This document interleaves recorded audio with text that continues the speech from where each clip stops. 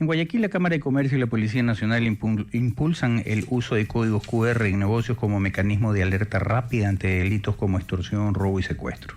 La propuesta busca crear un canal directo con la policía, fortalecer la confianza ciudadana, levantar inteligencia territorial y reducir costos frente a sistemas más complejos. No obstante, también surge la duda en torno a la ciberseguridad, la manipulación de los QR, la exposición de datos sensibles y la real efectividad de la propuesta policial. Para abordar estos temas contamos con la participación en cabina del experto en ciberseguridad, Juan Carlos Izquierdo. Qué gusto tenerte, Juan Carlos, en cabina. Muchísimo gusto, doctor. El gusto es mío por estar acá nuevamente. Modesto, por favor. Modesto. Juan Carlos, para entrar en materia, ¿qué nivel de seguridad ofrece actualmente los códigos QR frente a intentos de clonación o manipulación? Bueno, en primera instancia el código QR representa la evolución de los antiguos códigos de barra. Los códigos de barra tenían esta connotación de yo poder, de cierta forma, sintetizar una cadena de códigos en un solo punto, en un solo patrón. El tema con los códigos de barra es que podían almacenar entre 18 y 25 números, entonces eso no era tan viable, y el código QR, que nació allá por los 90, permitió ya no tan solo tener 25 números, sino 7.000 números o 4.000 caracteres entre números y letras. ¿Qué quiere decir? Que yo en un código QR podría poner direcciones de correo electrónico, podría poner direcciones de sitios web. De hecho, hay personas que utilizan estas famosas B-Cards, que son las tarjetas en donde yo ya no tengo que dar mi tarjeta de presentación, sino que pongo el código QR, ustedes lo escanean y están mis nombres, mis contactos, etc. Esto definitivamente representa una manera de poder sintetizar la información, pero el mecanismo quizás hay que tener cuidado, porque así como el código de barras, yo podría poner un código de barras, o en este caso un código QR sobre el código QR, y ya en ese momento representaría una desventaja. Y entonces, sí, justamente sobre eso había una alerta hace más o menos 2 meses que decía: ten cuidado cuando entras a restaurantes, cuando tienen la carta en código QR, porque hay situaciones en las que te implantan un código QR en el que automáticamente desvían toda tu información, pero ya después retornas a la original del restaurante y tal, y tú no te has dado cuenta y has pasado toda tu información en ese momento. Hay un sinnúmero de situaciones, no solamente los restaurantes, hay temas de movilidad que también QR y toda esta historia. ¿Cómo poder prevenir que este sistema no sea utilizado? Ya que lo plantea la Cámara de Comercio y lo plantea la policía, ¿cómo poder prevenir que este sistema no sea mal utilizado por las bandas delincuenciales y resulta que el remedio puede ser peor que la enfermedad? Así es. Es bastante complicado. Hubo 2 casos. El primero fue han habido varios casos, pero quizás 2 de los más sonados. Uno en Zaragoza, en España, en donde se evidenció que habían pegados QR con un mensaje diciendo tal persona, me engañaste. Jugaba un poco con la curiosidad y el morbo del ser humano, entonces las personas querían saber qué había detrás de ese me engañaste. Le daban, escaneaban el código QR y por supuesto los llevaba a una página maliciosa. Eso fue un boom porque la cantidad de ciberataques aumentó en proporción a la cantidad de curiosidad o de curiosos que estaban escaneando ese código QR. El otro caso fue en Argentina, en Salta particularmente. En Argentina sucedió que en algún momento empezaron a ponerse sobre los parabrisas de los carros multas por parqueos ilegítimos, por mal parqueo. Y estaban ahí los códigos QR y muchas personas iban a su carro, veían que había una multa, lo que hacían era escanear, dejaban sus datos y luego había sido una estafa. Entonces, es algo complejo porque lastimosamente, pese a que es un mecanismo para poder almacenar mucha información en un patrón muy corto, representa igual un punto físico que puede ser fácilmente falseable. Por ejemplo, si yo tengo un código QR sobre la pared, sí podría pegar otro código QR, y el código QR en particular es muy complicado de diferenciar. Yo puedo tener 10 códigos QR totalmente diferentes, pero lucen exactamente igual, porque los patrones son muy pequeños. Entonces, ahí viene un poco también el factor logístico, por ejemplo, en dónde ubicar el código QR, verificar de que no haya algo que se sobreponga, porque lastimosamente al tener un efecto físico, cualquiera podría sobreponerlo y ya derivar a otro tipo de accesos. Y con lo que manifiestas me salta un tema, y es, mucho se habló de esta red mafiosa en el tema de las matriculaciones de los vehículos. Y cuando tú sacas el matriculado, el visado y todo esto aquí, te viene el código QR para comprobar que corresponde al año, que es el vehículo, chasis, motor, etcétera, etcétera.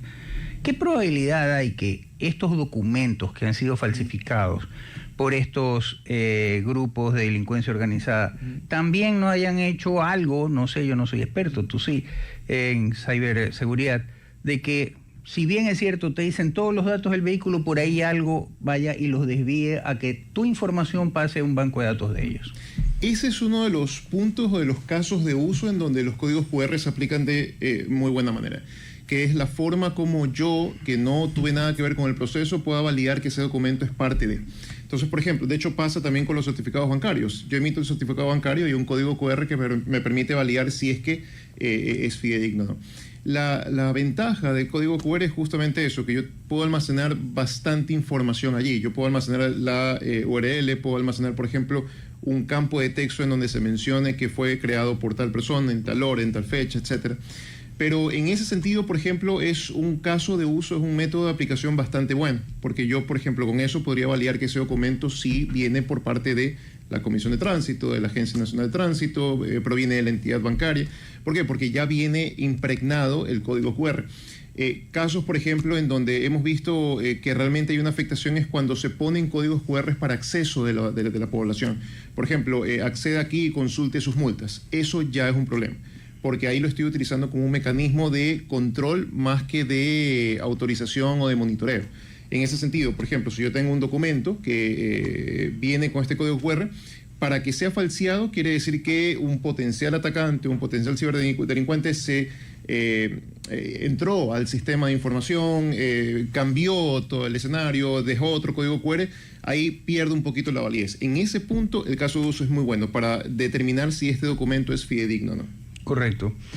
Juan, al regresar del corte comercial, el tema de las firmas electrónicas, que más o menos va por la misma historia, ¿de qué manera podría ser objeto de falsificación el código y resulta que está firmando un documento que tú nunca en tu vida has firmado, pero que te compromete? Eso al retorno del corte comercial.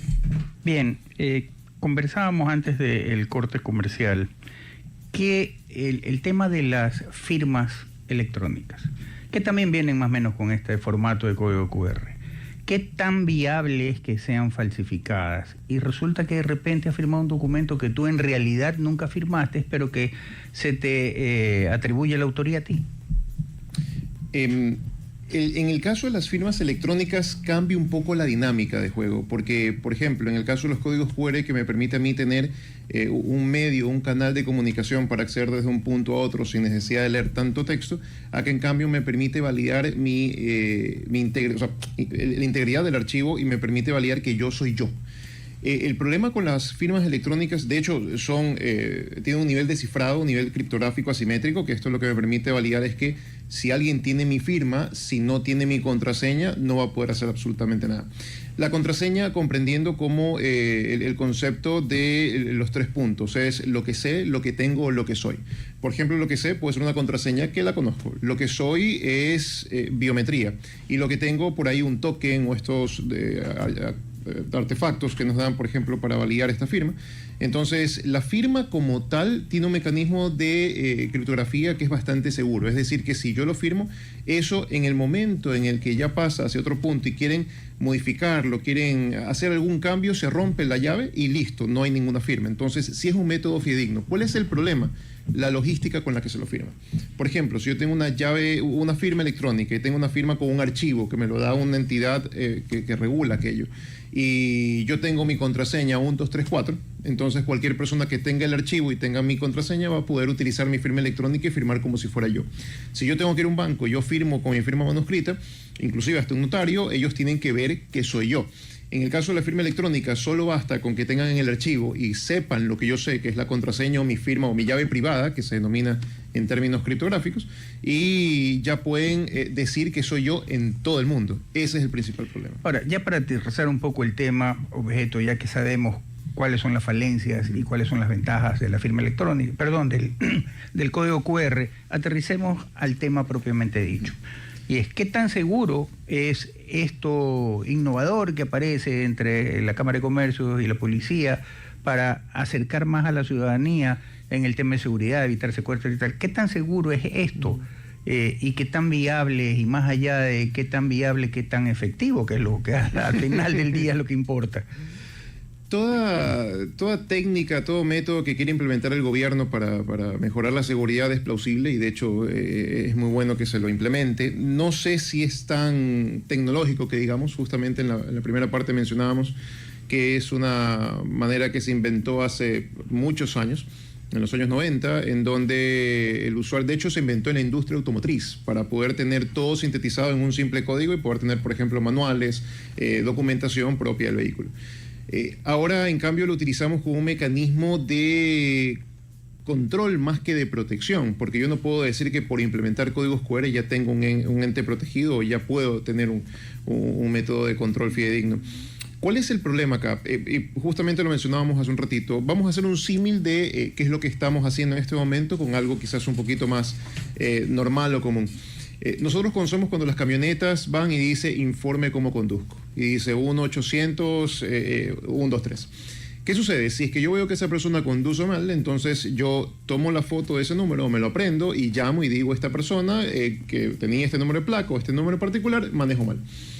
Si yo, por ejemplo, tengo una camioneta de ese tipo y yo al 1-800-123 le pongo 456, o sea, yo mismo le cambio de manera intempestiva y hago que lo contesten en mi casa, entonces el número de teléfono va a apuntar a mi casa y la persona va a dirigirse a mi casa y va a denunciar en mi casa, de tal forma que yo voy a saber con antelación qué es lo que pudo haber sucedido.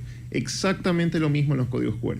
Si yo tengo el código QR en donde yo establezco un mecanismo de comunicación hacia los entes de control, hacia los entes de seguridad, pero yo como atacante, como extorsionador, porque realmente ese es el problema que nos acuña en este momento, yo pongo otro código QR encima.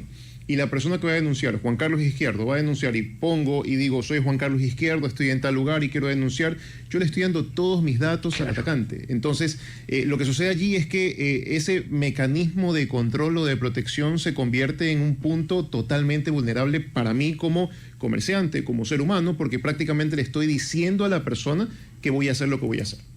Claro, y entonces ahí viene la pregunta del millón. ¿Qué tan conveniente y efectivo sería o el remedio es peor que la enfermedad? ¿Qué otra manera tienes para poder protegerte? Te pongo un ejemplo. En Japón todo es automatizado, menos el hecho de tu historia clínica. Cuando tú vas al médico, el médico te pone en una libretita, así, a la antigua, papel y pluma, la receta, el historial y todo, y con eso tienes que ir al boticario. De manera tal, perdón, y lo mismo tus datos personales en la banca. ¿Por qué? Y preguntándole yo a estos señores, me decía, porque eso no es clonable. Esta es mi letra, es mi firma, es mi y el registro a la antigua, en todo lo que tiene que ver con la cibernética, puede ser clonable. Depende de la capacidad y la inteligencia del hacker. Entonces, claro, si vamos a eso, como que es medio contradictorio, vamos avanzando, la tecnología avanza, ¿hasta qué punto la tecnología es amiga o enemiga del que podría ser víctima en un momento determinado? Michio Kaku, un famoso físico, en su libro El futuro de la humanidad decía que si nosotros viajáramos 100 años en el tiempo y le dijéramos a las personas que vivirían en ese momento que nosotros podemos comunicarnos con otra persona en otra parte del mundo mediante una pantalla con un cuadro, probablemente nos incendiaban por hechiceros, porque pensaban que éramos unos brujos. No se diga la Inquisición. Exactamente. Entonces, hay cosas que para nosotros son totalmente innovadoras y es cuando toma mucha postura la ciberseguridad, porque ahora todo está tecnologizado. Nosotros tenemos Smart TVs en las casas, tenemos relojes inteligentes, tenemos celulares, tenemos computadoras, cuando hace, 25 años pensábamos que el tener una computadora en la casa ya era un lujo. Esto hace que todo se tecnologice en términos de, por ejemplo, documentación, el mismo trabajo en sí. Cuando nosotros no podemos ir al trabajo, podemos comunicarnos por vía telemática, podemos tener reuniones de ese tipo. Y eso hace que se abran nuevos espectros en términos de seguridad. A veces la manera de tecnologizar o la manera de innovar no es precisamente automatizando algo, sino verificando su base, verificando qué es lo que podríamos realizar para que sea mucho mejor.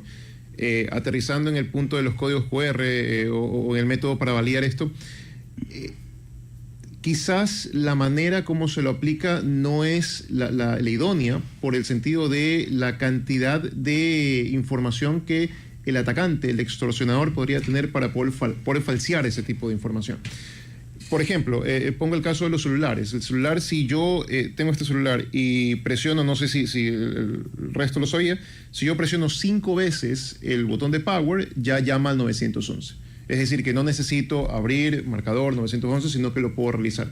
Son atajos que son físicos, pero me permiten utilizarlo en un medio tecnológico. Lo mismo en este caso. Yo creo que el código QR es una manera eficiente para poder evitar tener que poner www.policianacional. etcétera, etcétera. Planteo un punto acá. ¿Qué pasa si, por ejemplo, están los códigos QR aquí? Y ahí viene el sentido de por qué quizás esto es medio complicado en el sentido de viabilidad. Está el código QR puesto en la pared y yo, como atacante, lo escaneo. Y lo escaneo y veo que me deriva a policianacional.gov.co/reporte. Entonces yo le pido, contrato a estas personas, estos chicos que están en este mundo oscuro de la seguridad, y le digo, por favor, contrata un sitio web que sea policianacional.com.es, con 2 A. Y cada vez que pida un reporte, toda la información que ponga la persona me la entrega a mí. Y después lo derivas a la otra página, que vuelve a ingresarlo. Pero yo con eso voy a tener una base de datos de las personas que nos están reportando. Se acabó el asunto. Entonces, muchas veces la tecnología sí apoya, pero también la logística es muy importante.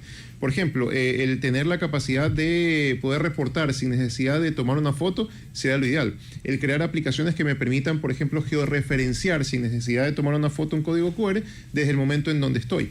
Ya vienen casos un poquito más físicos, ¿no? En donde hay, no sé, el esquema de voy a infiltrar a una persona si es que me reporta que hay algún tipo de amenaza y esa persona me va a ayudar para cuando venga un extorsionador. Pero tal como estamos hablando ahora, el código QR representa, sí, un mecanismo de control, pero no de protección. Correcto. Juan Carlos, al retornar del corte comercial, la inteligencia artificial, este es el nuevo Dios al que todo el mundo ama, adora y todo lo demás. Le hace escritos, le genera, lo hace más joven sin cirugía plástica.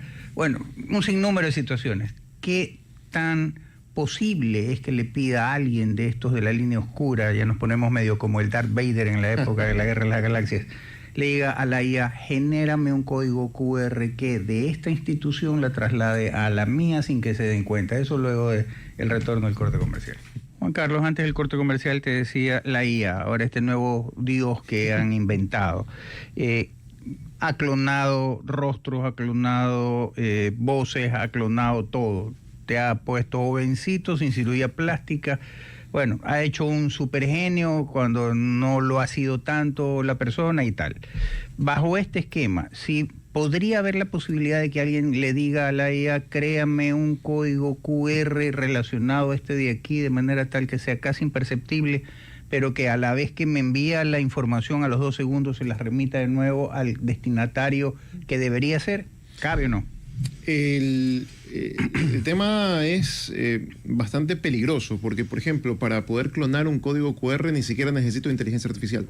Yo, si conozco el patrón, vamos a poner el ejemplo, tenemos pegados ya los códigos QR y yo presiono, analizo el código QR, veo de pronto si me direcciona a alguna página web o si me vuelve un texto, todo lo que salga detrás del código QR, yo lo podría clonar o lo podría emular. Exacto. Ajá. Y voy a cualquier página en internet, créame un código QR con las mismas características y listo. La inteligencia artificial, que sí, es una cosa que también, si viajáramos en el tiempo y se lo hubiéramos dicho, nos hubieran matado porque pensarían que estábamos locos. Es que podría mejorar la técnica para que me pueda ayudar a ser mucho más eficiente en el momento de la extorsión. Que ojo, es algo que también lo están utilizando los atacantes, es algo que en ciberseguridad siempre lo mencionamos. Nosotros en el esquema de protección tenemos que tener conciencia de que las herramientas que tenemos para poder proteger también los tiene el atacante para poder atacar. Es el mismo caso acá. El problema del código QR es que el código QR yo lo puedo hacer desde cualquier página de internet sin inteligencia artificial, pero puedo utilizar la inteligencia artificial para que sea mucho más fidedigno, sea mucho más creíble. No sé, creíble, exactamente. Correcto. Y Juan Carlos, si el día de mañana viene el presidente de la República, siempre hago esto, es casi un ritual, y te dice, señor Juan Carlos Izquierdo, este proyecto me parece simpático. ¿Qué tan viable es?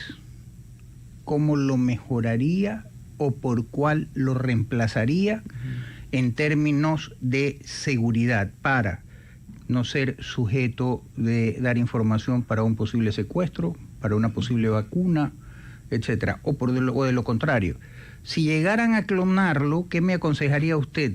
¿Qué poner, no sé, tecnológicamente para poder, así como te dicen, vino del IQ de tal computadora, qué poner para que automáticamente me revele de dónde viene ese pedido?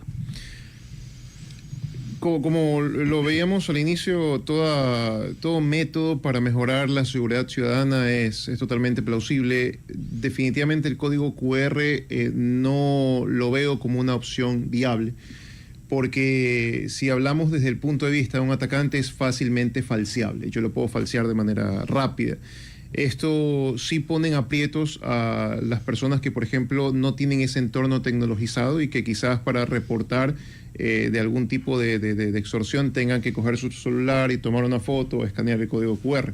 También entiendo que es un mecanismo de control para que, por ejemplo, la policía comunitaria vaya y tome la foto o escanee el código QR y georreferencie, pero es una técnica que realmente no significa tecnologizar al mecanismo de protección, porque estamos hablando de que este código QR va a estar expuesto en todas partes. Son 1.500, 1.600 alrededor de la ciudad, y esto significa que son patrones que yo le voy a dar también al atacante. No lo veo como una opción ideal.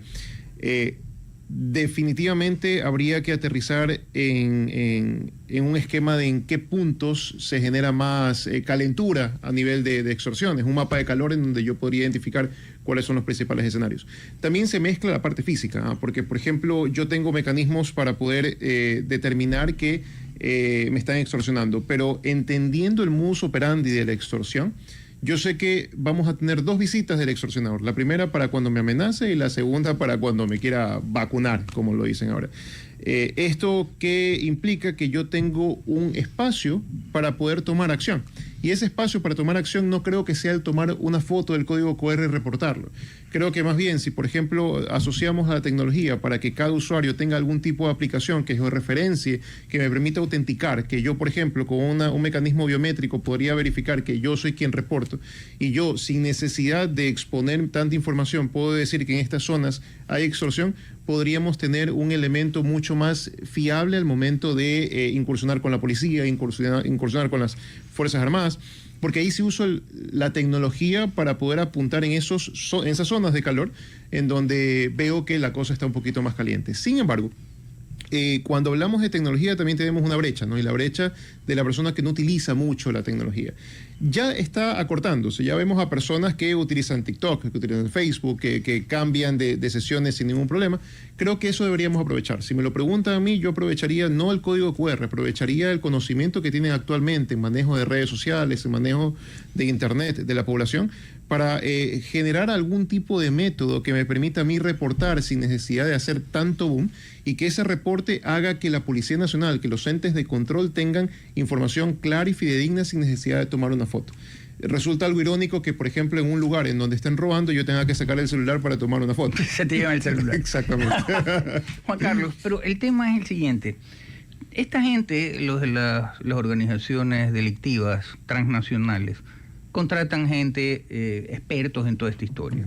Es cuestión del precio muchas veces. Hay muchos como tú que lo fundamental es la ética, pero hay otros que la ética está en los libros de historia y lo que importa es el valor, el precio. Bajo ese esquema, ¿hay alguna forma de poner la zancadilla, por decirlo de alguna manera, en el sentido de que si yo vengo y tomo la foto, me digan, ¿sabes qué? Esto vino del celular, marca tal, y la foto fue tomada en la georreferenciación tal, y el celular está ahorita, si me da la gana ubicarlo, en tal lugar. ¿Cabría la posibilidad de que eso exista? O si una computadora de estas de escritorio, ¿no verdad? Viene, te hacen toda la jugarreta, y habría alguna manera de que dentro del sistema del código QR, de los códigos QR, le dé la opción a la policía o a cualquier de estos centros que luchan contra estas organizaciones, decirle, esto vino del IQ o de la IP, perdón, del IP de tal computadora ubicada en tal o vendida por fulano de tal, qué sé yo. De esa manera, ¿no sería mejor para ponerle cortapisas a esta gente con todo esta andanada de ciberdelitos que se cometen?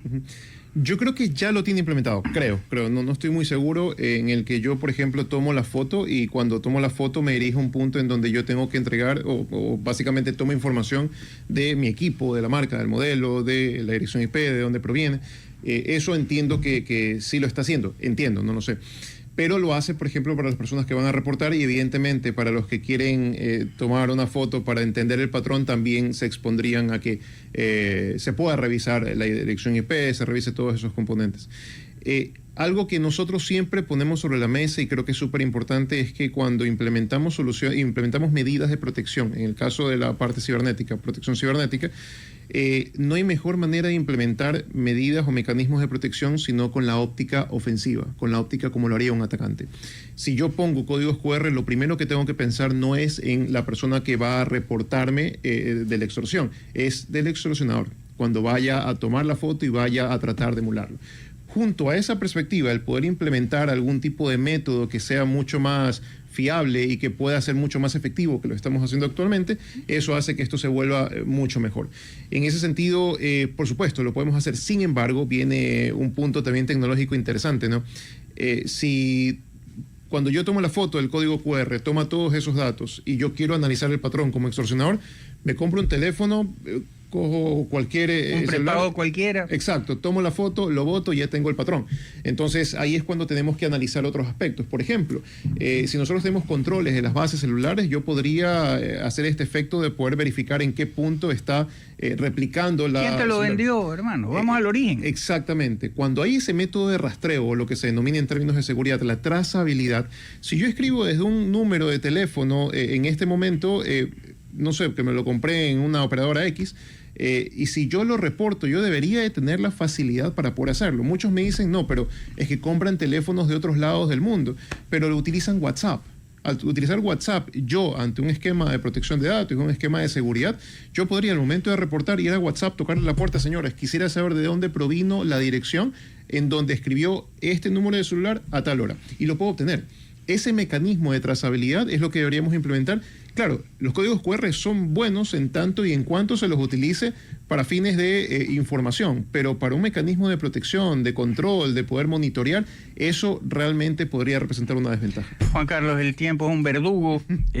La verdad, cuando el tema es interesantísimo como este, y más aún cuando lo llevas adelante con un conocedor del tema, alguien que domina el tema. Juan Carlos, a comprometerte más adelante para otra entrevista, a ir viendo, monitoreando cómo va desarrollándose esto, agradecerte y decirle a nuestros amigos de La Verdad que el día de mañana por temas logísticos no va a haber La Verdad. Sin embargo, el día miércoles retomamos estos diálogos interesantísimos. Juan Carlos, un abrazo, millón gracias, buen día. Muchísimas gracias, Modesto, el gusto es mío y espero volver pronto. Pero por supuesto que sí. Gracias.